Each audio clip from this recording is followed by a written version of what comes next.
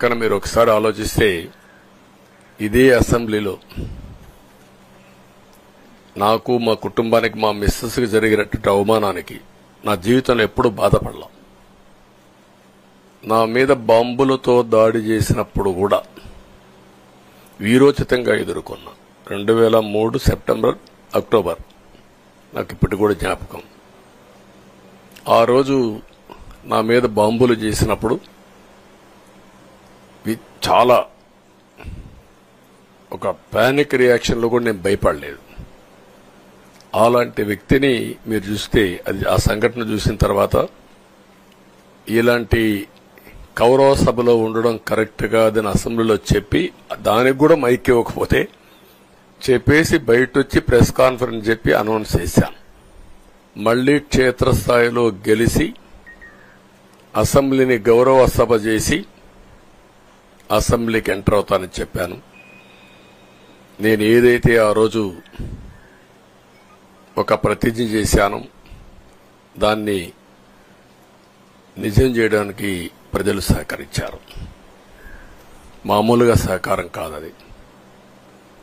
నేను ఇన్ని సంవత్సరాలు చాలాసార్లు చాలా ఎలక్షన్లు గెలిచాం, కొన్ని ఎలక్షన్లో ఓడిపోయాం. ఎలక్షన్లో ఓడిపోయినప్పుడు నేను ఎప్పుడూ కుంగిపోలేదు.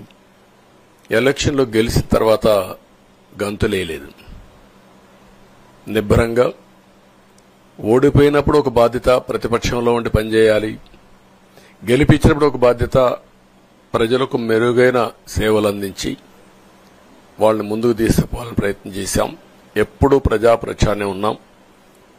అలాంటిది జరిగిన తర్వాత ఈరోజు మళ్లీ ఇదే అసెంబ్లీకి నేను ఏదైతే చెప్పానో అది చేసి వెళ్ళడం అనేది ఒక తృప్తి, ఒక గౌరవం. ఆ గౌరవాన్ని నిలబెట్టిన ప్రజలను కూడా మనస్ఫూర్తిగా అభినందిస్తూ మీ రుణం తీర్చుకుంటాం. ఏ విధంగా పనిచేయాలో పనిచేస్తాం.